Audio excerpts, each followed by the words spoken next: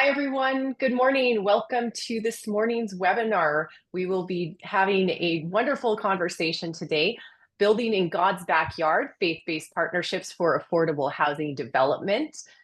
We will get started in just a moment here as we allow other folks to join the audience, but we have a great discussion and some helpful information that we hope you all will find really valuable this morning. Thank you so much for taking the time to join us for today's webinar, Building in God's Backyard, Faith-Based Partnerships for Affordable Housing Development. My name is Serena Unrein, and I'm with the Arizona Partnership for Healthy Communities, which is managed by LISC Phoenix. We are grateful to Arcos Health for their sponsorship of the Arizona Partnership for Healthy Communities webinar series. Once a quarter, we bring together practitioners from various sectors to share best practices, data, and policies to improve community health. Today, we are hosting an insightful discussion on leveraging faith-based partnerships to create affordable housing opportunities in our communities. This webinar will highlight the recently published guide from the Center for Faith-Based and Neighborhood Partnerships at the U.S. Department of Housing and Urban Development, developed in partnership with LISC. We'll explore real-world examples of successful faith-based development initiatives to address the housing crisis and the guide's role in supporting these efforts. A few things to note before we get into this conversation shortly. You can see us, but we cannot see you. But that does not mean that that you are not an important part of the conversation. We hope that you will be joining us today in the chat. So if folks could join and tell us where you're joining us from and who you're with, and just include that information in the chat, that will give our panelists an idea of who all is in the audience. And of course, as you share your thoughts and ideas in the chat throughout our conversation this morning, please feel free to sprinkle in any questions that you might have of our panelists, and we will do our best to get to as many questions as possible. And I'm just making sure that everyone, great. Thank you, Megan, for chiming in. I was worried for a second that the chat wasn't on, but please go ahead and introduce yourself in the chat. Since everyone always likes to ask, yes, we will be recording this webinar. We will send out a link to the recording to everyone who registered. The follow-up email that we send to everyone who registers will include any links that our speakers reference during today's webinar, of course, including the guide that we will be covering at the beginning of this webinar. So once more, you can see us, but we can't see you. You are an important part of this morning's discussion. Please introduce yourself in the chat. Tell us who you're with, where you're from, and please don't hesitate to ask any questions you might have of our panelists. And of course, they're the most important part of this conversation. So I'd like to have each of our panelists introduce themselves so you can get to know them a little better. So panelists will go ahead and have Helen start. Please share share your name, who you work for, and any helpful information we should know about you. Great. Thank you. My name is Helen Dunlap, and I'm a longtime affordable housing consultant. And I'm here today because I was part of the team that produced these guides and have done a lot of development with faith-based groups and community groups over the course of time, including in the Phoenix area. So I have some interest and familiarity with your place and look forward to the conversation. So glad to have you here. Dr. David Cresta, I'll have you introduce yourself next. Good morning, everybody. Enjoying seeing all the chat and where everyone's from. Keep reading it. I got to close it. I am from Phoenix, and my role is as a teacher, consultant, and a researcher. My research at Portland State focused on the role that churches play in how communities change over time. So I take a broader perspective in terms of how churches can impact their communities, both positively and negatively. And excited to participate in today's seminar. Glad to have you here. Reverend Dr. Jay Hartley. Good morning, I'm Jay Hartley. I'm the regional minister and president of the Christian Church Disciples of Christ in Arizona, which is a mainline denomination. So I'm the state executive. We have two of our congregations that are currently building affordable housing projects. One is in Glendale and one is in Tucson. We're excited to learn more about those projects. And last but of course not least, Gabriel Jaramillo. Good morning, everybody. My name is Gabriel Jaramillo. I'm the Director of Healthy Communities with the Vitalist Health Foundation. We work statewide in addressing housing as a health concern. So really looking to integrate the social determinants of health and housing as that major intersection, working with faith-based groups, nonprofits, and government entities here for the last couple of years. Great. So glad to have you all here, and we'll be hearing from everyone in a little bit. But first, we're going to start with a short presentation and remarks from Helen to familiarize everyone with the HUD guide on working with faith-based organizations on affordable housing development. Then we'll spend the remaining about 35 minutes or so having our panelists share their thoughts on the topic, discuss with each other, and answer audience questions. And audience, if you feel like you have a question that pops up as Helen is presenting or as our panelists are having their conversation, please don't hesitate to go ahead and pop those questions into the chat. And we will be sure to share a link to the guide as well in just one moment. But Helen, the floor is yours. Great. And if you wanted to put up the first slide, I'll take the one that says the guide. And I noticed that Serena has put the web link to the guide materials in the chat for those of you that are urgently looking. Let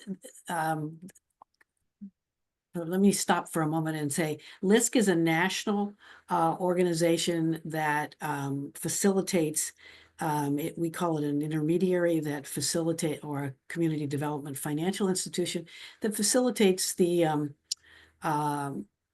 development of communities, not just housing, small business, economic development of a variety of shapes and forms. The first work I did in the area was working in Mesa on the Main Street corridor. So LISC is unique in its versatility to support community development activities, and was selected by HUD, the next slide, was selected by HUD to actually be the coordinator and to a great extent the source material for a series of guides that were published about a month ago now, and are designed to equip those groups in a community that are committed to, interested in exploring the development, ownership, operation of affordable housing.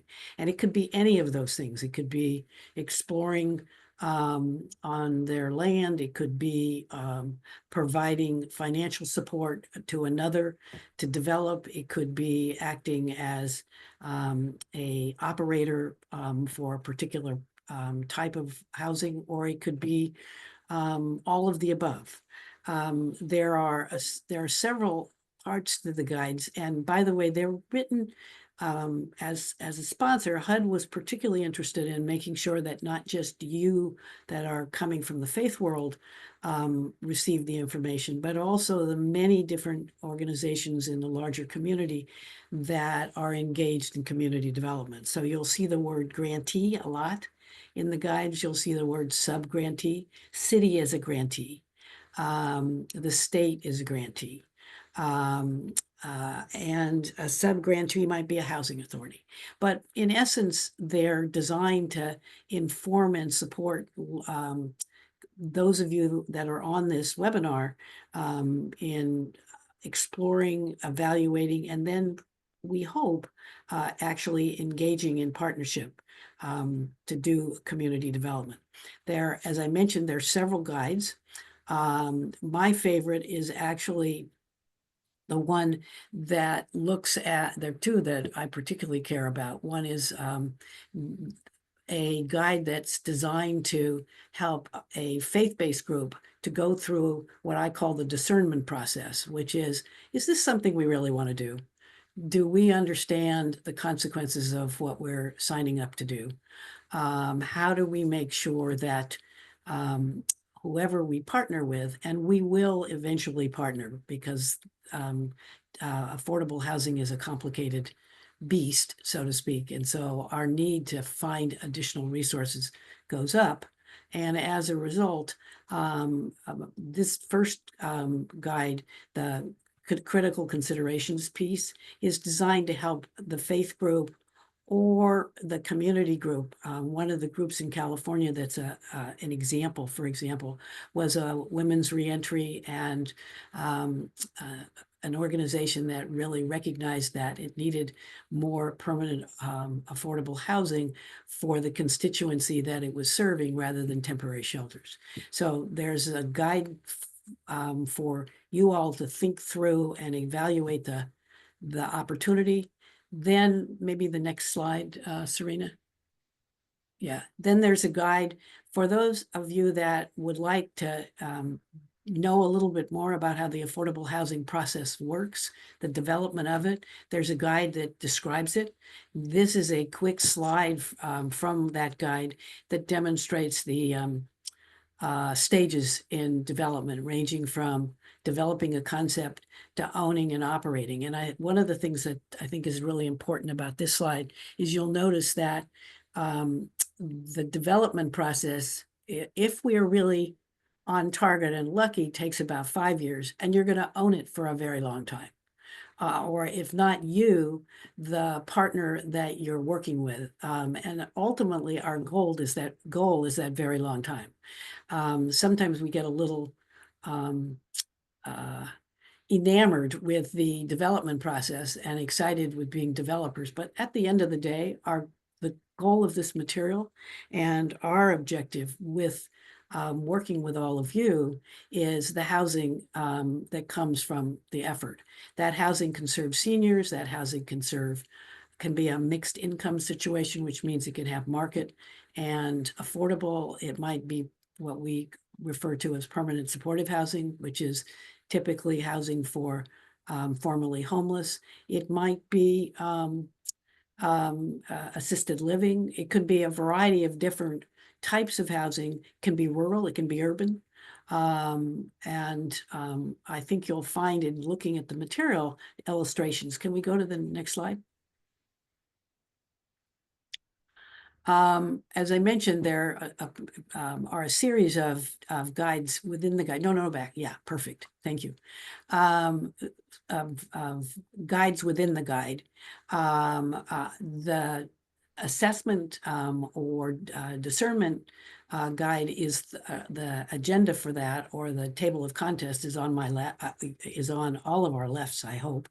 And you'll notice that it includes important considerations relating to governance. One of the many lessons learned is this is not a one-person show, even at the faith level. It really needs to bring all of the leadership into the discussion. It also early on needs to identify what might be the principal financial resources and to begin to invite those individuals and organizations into your decision-making process if you're either a local government or a faith-based group. There is a separate guide which is specifically designed to help the local government and or the faith group to identify and then structure a joint venture partner with a developer. We always care about making sure that the faith-based group and the community group have choice here, that they don't either feel and or actually are pushed into doing something they're not comfortable with.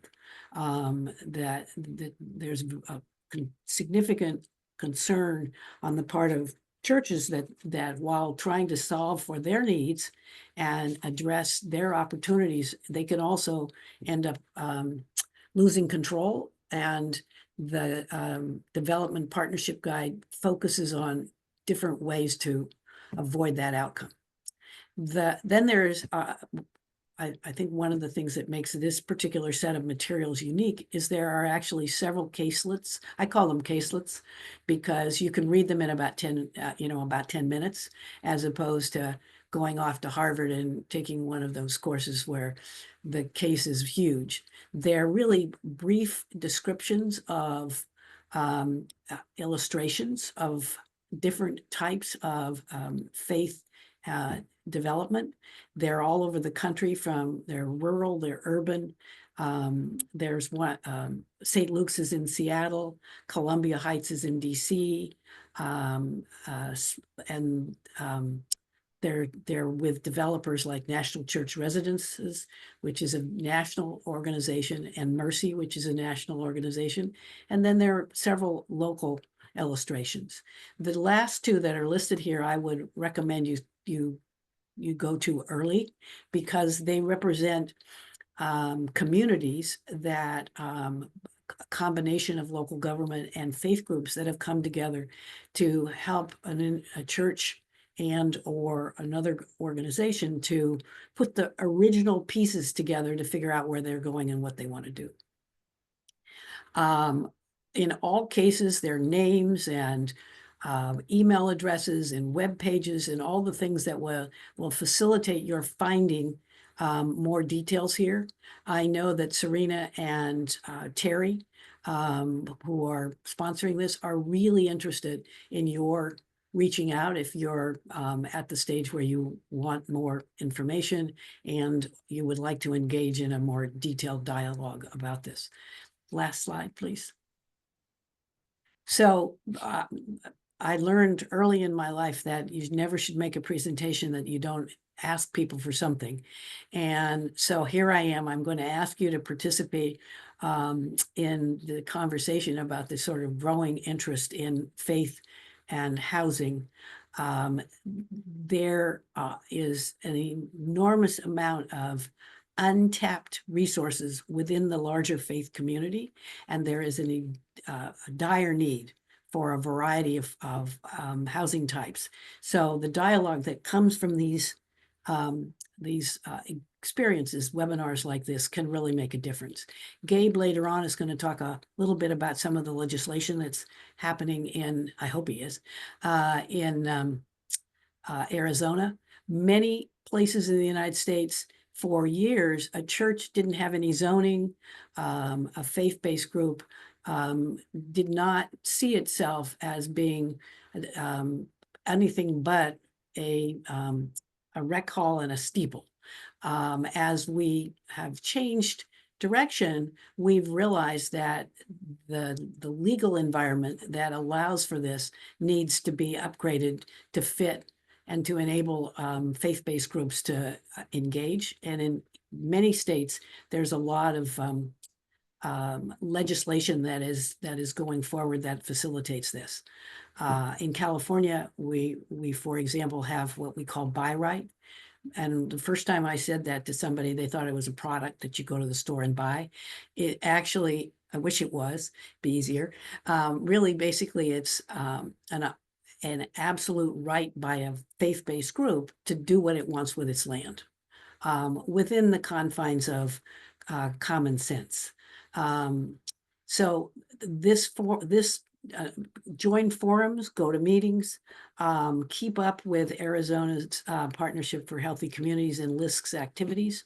And I am working with Terry and LISC to put together a more detailed training program, which we hope March, April of this year will be offering to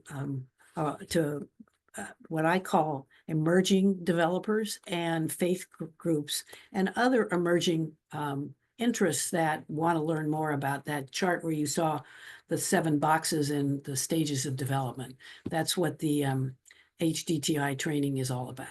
So I think I'm on time, and so I'm going to stop talking and turn it back to Serena, but look forward to your feedback, questions, and don't hesitate to send comments about the guides. We're already keeping an errata sheet.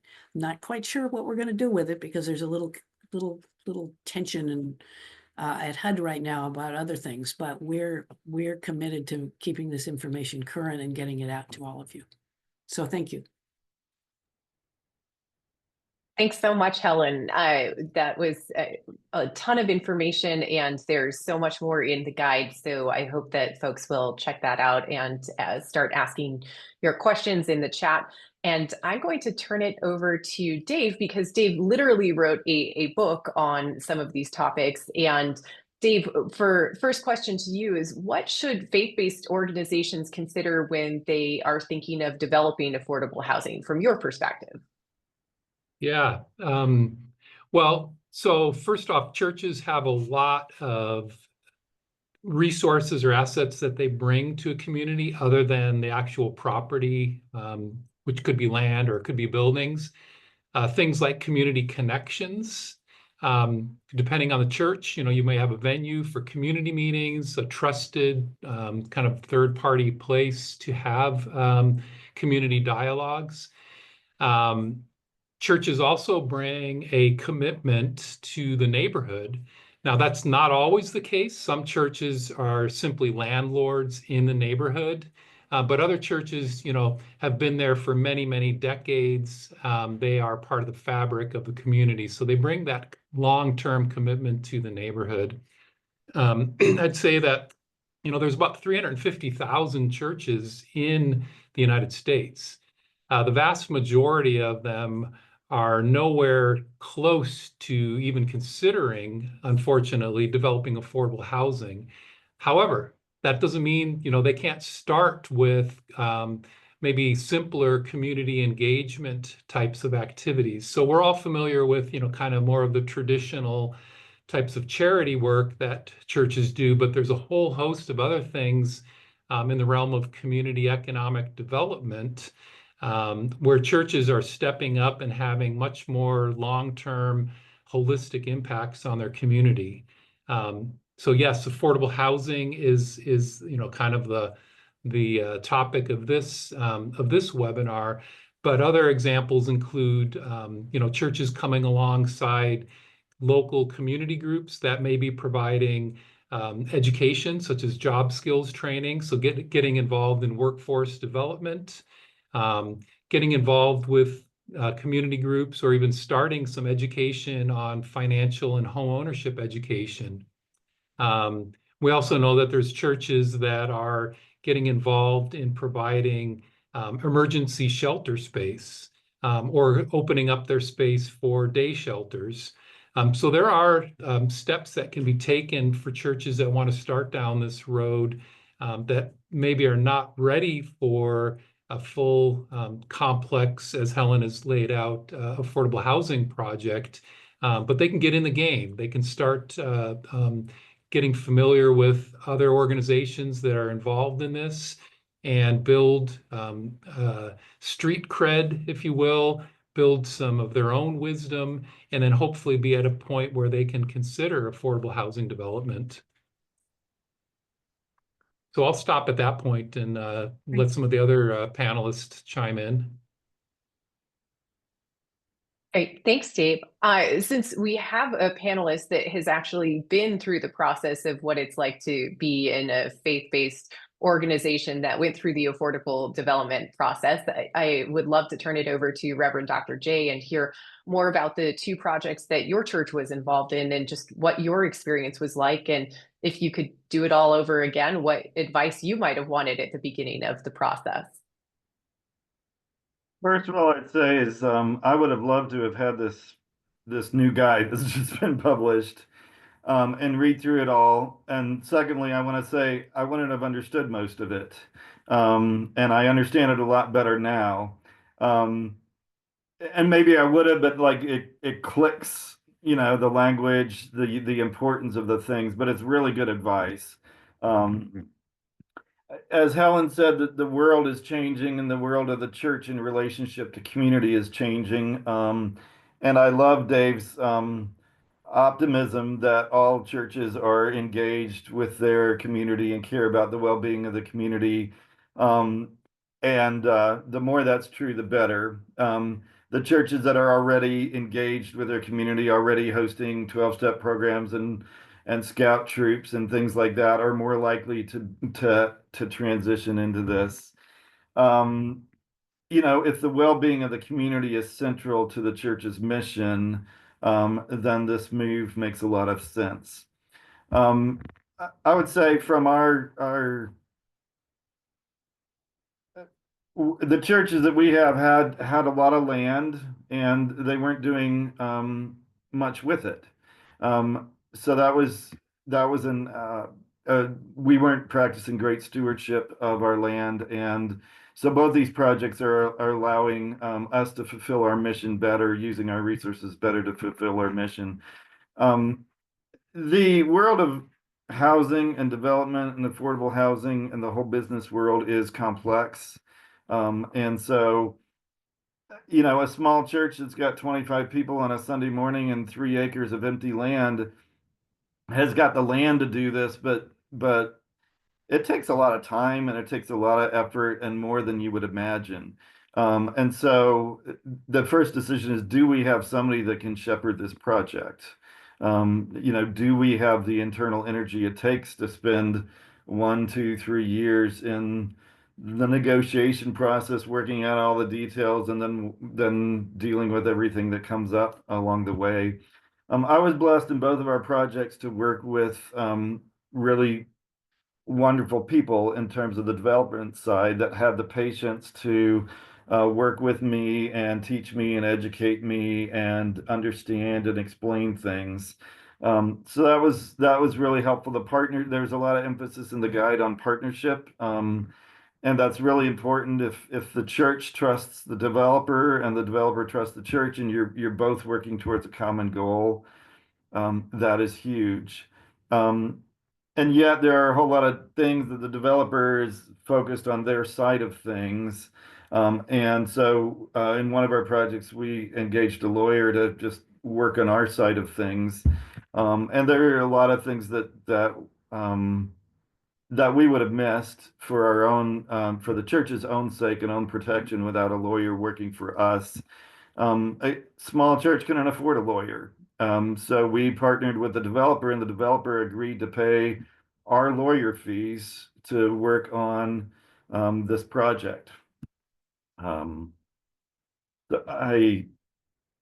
hit all of the things that you ask. Do you want to briefly just share the two developments, what those look like and where they're located, so the audience has a better sense of what those are? Yeah, so one of them is a partnership with Family Promise in the Glendale area on one of our church campuses. And they are doing a land lease and paying us monthly for that. And they built a container village, and we expect in April that residents will be moving in. So we're very excited about that. And Family Promise, I think that's been more of a private philanthropy funded project, which and they've just been wonderful to work with. And we're hoping that this is a model that we replicate on a number of churches all over the place. The project in Tucson in the Midvale Park area was with a developer that I met through a church connection, and we have a great relationship. They're building 64 units on the 3 acres of land that the church, it was just bare land sitting there. The dream had been, we bought 5 acres. The dream had been to build a big, huge sanctuary and complex, but the church never grew. And so that land was sitting there. And in that case, the developer, agreed to pay our lawyer fees to make sure that we were being treated fairly. They did all the work with the city and the funding. The church is Desert Dove Christian Church, and the project is Desert Dove Apartments. And I think Serena has a couple of slides if you would show. So this is an aerial view, and I don't know, up at the top are the 2 buildings of the church. And then below that is all this vacant land, and it would grow weeds, so we'd have to pay to have that cleaned up every now and then. But you see, it's just a lot of unused land. You can see a little bit of a prayer labyrinth there to the right, but then below that, it's just bare. And then you can go on to what there's 3 slides of what the development is going to look like. There's one. Go on to the next. Here's the whole campus. So you can see up at the top in the middle, there's the original church buildings, and then you can see the whole project. We think that we're gonna repave the whole parking lot. We're still working on some parking issues and all of that, but the church is getting excited about welcoming 64 new families to its property and making plans for how to be hospitable and connect. The project is going to have like some shared food pantry space in the new development that the church will work with as a food pantry. So we're really excited about that. The developers are GHK Housing. And anybody that wants to reach out to me about any of the process is welcome to. It's just it's a long ride and it's complex, and most church leaders are not trained in all of this. So it really helps to have a developer that you trust and that is patient. I've had a couple people approach me, and it was just obviously they were trying to swindle me and get me to sell land on pennies for the dollar to them to do something, and I wasn't interested in that. But these partners that I've worked with have been beautiful, and we had the groundbreaking and are just very excited. The one thing I'd say is neither one of them yet have residents. So, 5 years from now, I will have a lot more to say about, the long-term ramifications for the project. And I'll stop there.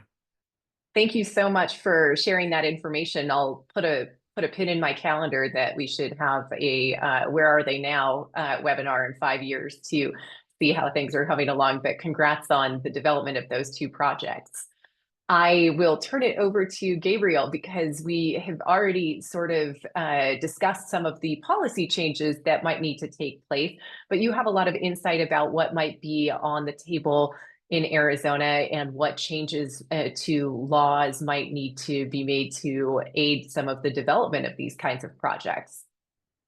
Absolutely. Thank you, sir. And like every one of the panelists has mentioned, our faith-based organizations are not developers. This is not what their mission is driven for. But as they have that extra piece of property, an oversized parking lot, or adjacent underdeveloped property, they're looking to utilize that for affordable housing. And what we've seen is some of the obstacles navigating zoning. I think the project out in Glendale had to navigate some local policies around local measures and design features that make it a little more difficult, especially for privately funded projects. Not to say that all of them will be privately funded. We still want to have some opportunity for low-income housing tax credit or some market rate financing availability. But again, navigating that zoning process is difficult. So there's currently in the House, there's House Bill 2191, otherwise known as Yes in God's Backyard.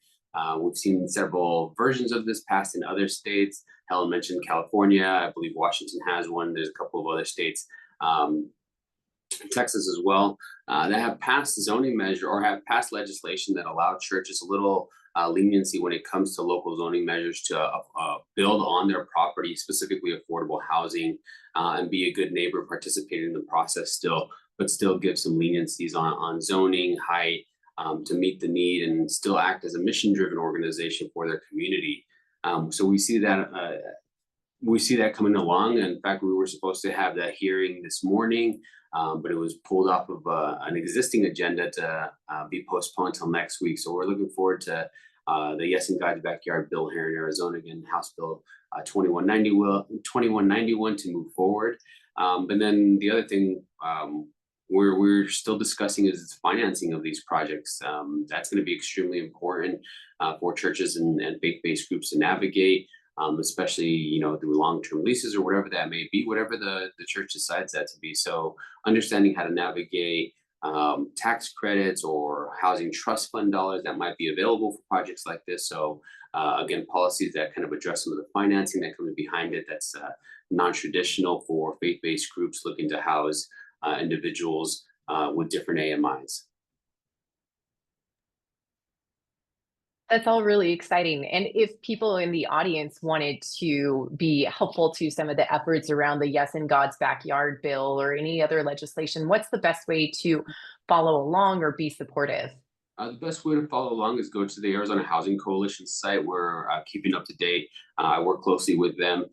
They keep everything up to date as far as the progress of Yes in God's Backyard. They put out we'll be sharing it out, I believe, with this at the end of the webinar, a one-pager kind of addressing some of the high points of Yes in God's Backyard, but the Housing Coalition and Valley Interfaith Project are both kind of taking lead on advocating for that, and we're partnering with them closely. Okay, that's good to know. Helen, I'm going to turn it back over to you because I know one of the things that you had referenced was the Housing Development Training Institute. And now that people have had an opportunity to start to mull some of these ideas over, can you share a little bit more about what that training institute looks like, what people will learn, and why they should sign up?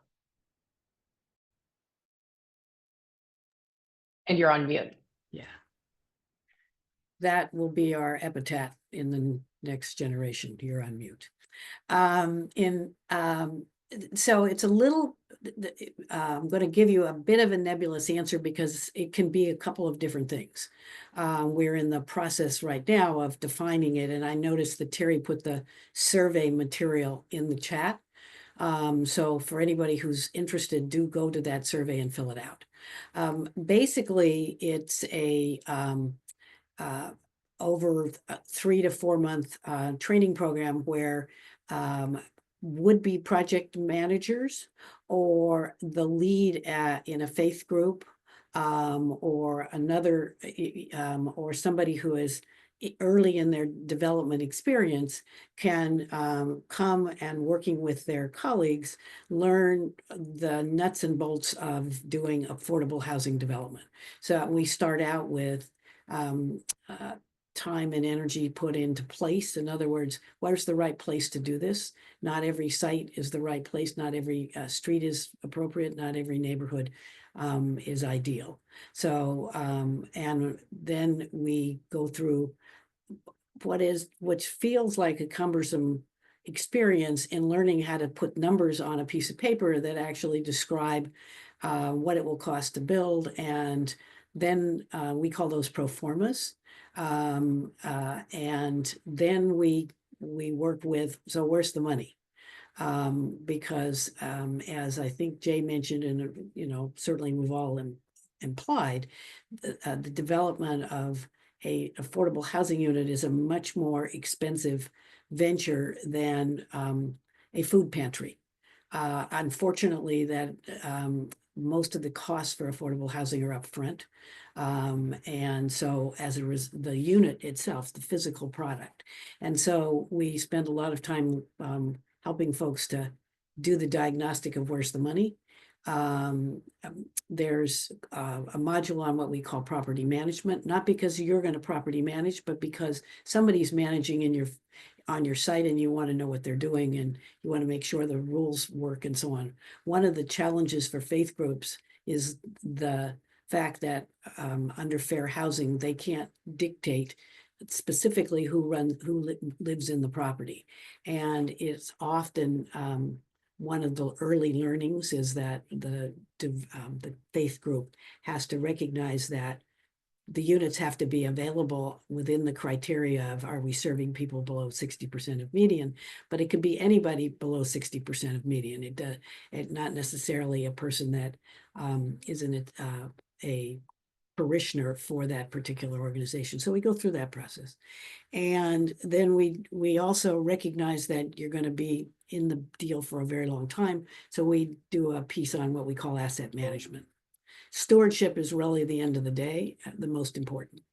And planning for visiting Jay in 5 years is something we all want to do. So that's a quick overview. If you're not sure, it doesn't cost you anything to fill out the survey, and we will be in dialogue, Terry and I, in the next month with sponsors to make sure that we've got all the resources lined up. I skipped the telling you when, because we're not yet absolutely clear, but it's usually physically on site 2 days a month for about 3 or 4 months, so that it's something that you do in conjunction with your other work. It's not a full-time experience, but it's certainly a real commitment of time and energy. And Terry, if I missed anything, throw it in the chat. Thanks, Helen. And we can reshare that link just so it's fresh for everyone. Right. I wanted to also go back to some of what Reverend Dr. J was talking about with the Desert Dove apartments and explore the concept of using these housing developments as shared use spaces a little bit more, because I think one of the really smart parts of the Desert Dove development is that it's not just housing, but that there are other uses for that space as well. And I know that this is something that Dave has done some research on and has some thoughts on. So I wanted to turn it over to you and get your thoughts on just what this can look like when faith communities use their space for more than just housing as well. Yeah. So this is an example of like how churches can get involved in their communities, maybe leading up to a development such as an affordable housing development like Jay described. So yeah, I've worked with churches who have taken their kitchens, every church has a kitchen, right? Upgraded the kitchen to be a commercial kitchen. What do you do with the commercial kitchen? You can actually make that available to local entrepreneurs who are starting, food-based businesses. So this is an example of how a church can use its space and its assets to help a local economy, underrepresented entrepreneurs who don't have access to a commercial kitchen. You can either do that, you can lease it out or provide it free of charge. Church that I worked with in North Carolina was actually a community hub. So that included not only their commercial kitchen, but they actually had space available for, in this case, mental health practitioners. There was a real need in their community for mental health practitioners to be more locally based to make it easier for residents to get to needed mental health resources. So the church actually made that space available in in an unused portion of their building. I referenced a emergency family shelter, another church that I've visited actually a couple months ago, actually had this building or a wing of their building that was just used for storage space. And if you've been around churches, there's always these rooms that have things that have been stored there for decades, literally. So rather than continuing to just use the space for excess storage space, they're in the process of converting it 4 rooms into emergency family shelters. So the possibilities are endless. It can be used in these examples were actually in existing space that the church had available. And then, yeah, I applaud Jay's work there in making sure that any new developments that may include affordable housing units also include community space that is available for some of the things that I just described, as well as many others that are available. I just want to add, so right next to the Desert Dove Sanctuary building is the education building that they have a daycare in. So we have an on-site daycare for any of the families that move into the residential units. And then the church is spending this, they've got this blessing of spending a whole year on preparing to be hospitable to their new neighbors. So from planning, welcome meals to talking about having a music program for the children. So the idea is not, oh, we're just building housing, but we're trying to create a community with some services and all that. So exactly what you're saying, Dave, is we're being mindful about. That's really cool. Hey, Gabriel, I saw you on mute. Go ahead. Well, and I think that seems to be the trend as far as all the churches and faith-based groups that we're working with, is that expansion of services and the impact that they can have with community. Many of them have run, again, daycare centers, early childhood education, food pantry. So we've seen churches already recognized as that hub wanting to expand, and some of them in different phases. Some of them have approached us, like Jay had mentioned earlier, with parishioners that are or members that are going declining and they want to utilize their land for that mission, or those that have well-established relationships with communities and services that see this as an opportunity to provide more. And that's what we're seeing. So it's a little mix of everything. And that's where we found that LISC has a role with this, and partnering, working with churches that are interested and don't know that first step. Helen mentioned the training. So we're working with churches to really provide an opportunity to partner them with a developer and go through a feasibility study, not quite a pro forma, but a feasibility study to be well informed going into that process as they evaluate with their leadership in the community on what to do and how to proceed with that and what's going to be necessary. And we've had a lot of organizations and faith-based groups want to have a deeper understanding for how to navigate that process, whatever it may be, co-development and additional services. So we're really excited about that. And our goal is to kind of compile all these feasibility studies and publicize that to show different examples and guides for other faith-based groups to navigate that process, similar to not quite to the level of HUD and the work that Helen's done, but for our local community.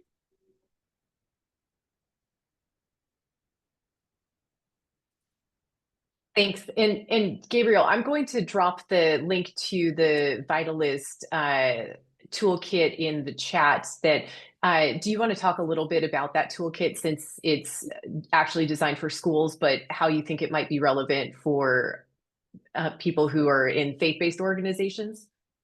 Yeah, real quick. Thank you, Serena, for sharing that. The Housing on School Properties Toolkit was a very similar process, and actually what started our work working with faith-based groups. This is how it started: is we were working with school districts and identifying best uses for land, and affordable housing came up as one of those best uses for retention or community impact, bringing more families to that and workforce housing. So we worked with school districts and partnered them similarly with developers to navigate that process, understand the navigation of funding and possible zoning changes and different aspects that they have to run into as a government entity. So we compiled 7 cohorts together to identify best uses for their land as described by the school, and feedback from their teachers and staff. And they work with developers to kind of see what was feasible, what would work, what's too big, what's too small, what are we trying to fit, and then possible financing mechanisms. And that's what the toolkit is the 7 different practices from school districts across the state, 3 of which are actually moving forward with development right now. The others are still having conversations. Again, each school district's going to be in their own different phase of this, but we're excited that 2 of them have applied for low-income housing tax credits. One of them was awarded. The other one will, I believe, apply next year as well. And then the other one development is going to be privately funded, and it's going to have a daycare center on the same site if everything goes as planned. So again, kind of multi-use, affecting multiple aspects of community health on a single site. And that is what got us different faith-based groups reach out to us and said they want to explore this because they're interested. They have an extra piece of land or an auxiliary piece of property. And that's how we got really into the conversation with faith-based groups and helping them understand that process as well. Great, thank you. Helen, I saw you on mute, so I wanted to give you a chance to hop in if you had a comment. No, I just want to really encourage all of you that are on the phone or on the webinar to raise questions of the local folks about examples in other markets, because I think as I've been listening, I've worked with a church in Washington, D.C. where the church was in the middle of a block, literally a full block, and they were sitting in the middle of it. And they, over time, worked with a developer to rebuild the church at one corner of the block and do the parking. And then they put housing on another corner, and they put a community engagement facility on, it was a big block, on the other corner. So they had to, it was a challenge to be comfortable tearing down the sanctuary and moving it, but as it's finished, it's many things for the community. It really fills Dave's total expectations here. It took a decade. And so I think everybody here needs to be prepared for exploring for a while. This is not a quick activity. Some of the things Dave mentioned could happen as precursors in a much more reasonable time frame than a decade. Thank you. I really appreciate the realistic nature with which you approach the timeline, but some of the shorter term ideas that Dave has offered. And I did want to get to one of the audience questions that had been asked recently about from Elizabeth. Have you had success approaching a church that has lots of unused land, or do you find it's better to have the church approach you about the possibility? And I'll turn it over to Reverend Dr. J, and you can talk a little bit about your process and how these two projects came about, and then maybe some of the other panelists have some thoughts as well. Yeah, I would say trust is huge in the whole process because it's hard. In both of the cases, I made the contact with the developer and initiated the conversation, and so I did approach a church, kind of a cold call. Except it wasn't a cold call because I'm the regional minister, and so we're in relationship, and so there's trust. But in each case, the church had to sign on and agree to it, and um, so yeah, we had success in both of those cases, but it was based on, a trust relationship, and being able to explain. For instance, in Desert Dove, we have these 3 excess acres of land, and I said, if the developer is willing to give you money and you don't have to pay to clean that land anymore, and you get to provide housing for people in the neighborhood, and you get a bunch of people living on your property that you can connect with in mission, like there's a lot of things in favor of this. And the congregation's like, yeah, that makes a lot of sense. In this case, it was a small church, and the money that the developer paid is transforming. They were able to hire a new minister, for instance, when they were just kind of skating by with about a half-time salary and barely able to pay that. Now they have, full-time salary and a minister that's there, and so it's rejuvenated the church. But it was, it took trust and communication. But yes, in both cases, I reached out to the church and I said, hey, I've been talking to this developer, have this idea. It seems like it fits the mission of our church. It would help you financially. It would help the neighborhood, help provide housing. So yeah. Thanks for sharing that, your experience. And Helen, please hop in. Yeah, so Jay said it really well. Trust with a known, a trusted individual making that contact. So, and frankly, paying attention to who the leadership is in that particular faith group, and really bringing the right people into the room to have the conversation. I have found that each one of these organizations has a variety of motivations for what they're trying to do. And I think it's really important to get to know what those are and make sure that they either fit what you're going to be able to do as a group or not. Sometimes it's economic. Sometimes it's building the constituent, the parishioner. Sometimes it's solving for, I love the concept of solving for clean land. Sometimes it's, a much better engagement with the community. Even if Gabe is successful and you get a much easier path to zoning, you still have to get to know the neighborhood, and you still want them to be engaged. So that's another avenue into the faith group for support. Yeah, I would have to echo everything there. And I know that's the unique role Vitalist plays in that, and we don't have a stake in development or ownership as a nonprofit philanthropic organization. So I think we fill that role well as referrals of word of mouth, because we don't have that stake. We're simply trying to find the conversation and have the information for the leadership to make an informed decision as they move forward. And finding those developers that are going to be non-conflicting in that process, and then just kind of guide to build that feasibility study. But it's building trust not only with the leadership of the church, but also the community.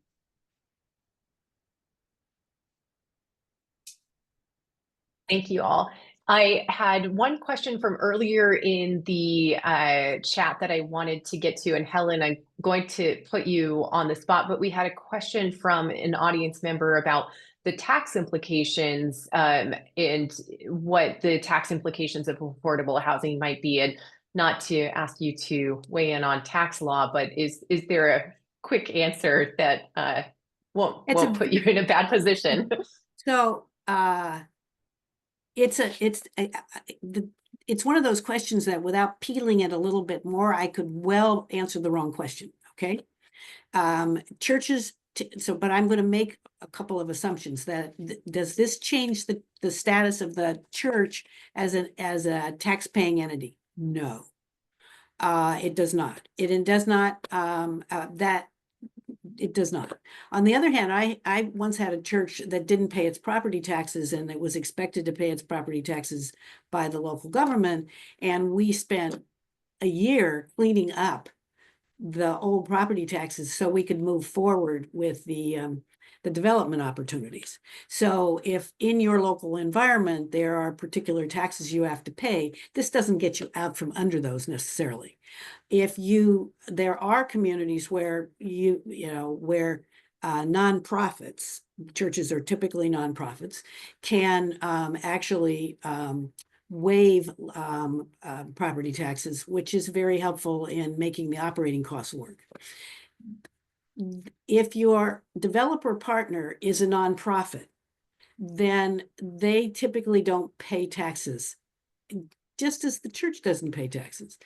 However, you'll hear people like Gabe mentions the low-income housing tax credit. It's a tool, a national tool that we've probably, I won't even guesstimate, but we've built literally hundreds of thousands of units since about 1986, 87, using this tool where essentially the tax benefits from it's a credit, just like a child care credit, that can be syndicated, that means sold, to partners who benefit from the tax benefits, and the developer gets equity in return for they get cash in return for the tax benefits. It's fairly complicated. It's something that if you're doing any kind of scale, that means 50 units or more, you're definitely going to bump into, but it doesn't impact on the church's tax situation at all, because the land that the development's put on is typically separated through entitlements and zoning for the development. So I hope I came close to, if somebody's worried about the tax implications of being involved, that's one of the things we don't have to worry about generally. There are a lot of other things, but that's not one. Thank you, Helen. That is a great answer, and I appreciate your willingness to share that insight. We are almost at time, so I'm going to ask each of the panelists to briefly share any final thoughts that they might have. I would like to thank the audience for being such a wonderful and engaged part of our conversation today. We will be sending you all a recording of this conversation along with links to all of the resources that our speakers mentioned. Thank you all for sharing your thoughts and resources in the chat. And I would most like to thank the audience or the panelists for their generous time and insight and all of the wisdom that they've shared during this conversation. So just super briefly, since we only have a couple of minutes left, Gabe, any last thoughts? Thank you, everybody, and thank you for exploring another opportunity for affordable housing. Appreciate it. Thank you. Reverend Dr. J. I'll just say it can be a win-win-win. It can be a win for the church, both in terms of mission and in terms of some financial sustainability. It's a win for the residents, and it can be a win for the developers. So It's just really helpful to think through the why and what your values are. Do you want solar panels to make the electricity that's used sustainable and all that? Think through what your values are and be in conversation with them, with the developer early on, and you can create something that really is a win-win-win. Thank you. Dave. Yeah, thank you, everybody. It's exciting to have 100 or more people involved in this conversation. I would say it's never too early if you're with a church to get started on this journey. Attend your neighborhood association meetings if you're not already. Invite local organizations in, ask them how you can help them. Start sharing your existing space, and in a decade, you'll get this affordable housing, but you don't have to wait for that. Wise words. And Helen, any last thoughts? Two quickies. One is I really want to take a moment and thank HUD. Most of the people that worked on this are not there at this point. However, it was a real decision on their part to make sure that the eclectic collection of folks out there who are trying to struggle with this question had materials, and they made that possible. We often bash our national government in one fashion or another. In this particular case, I think we really want to say thank you very much. These are good materials. And the other is, don't hesitate to use the sign-up list here to gather that forum that folks have talked about and engage in a conversation about how to take next steps, even if it's to learn what other people are doing in your market that you can support. Thank you so much. Thank you all to our audience, and thank you so much to our panelists. Thank you to LISC and the Arizona Partnership for Healthy Communities for hosting this important conversation, and have a great day. We'll see you all again soon. Thank you.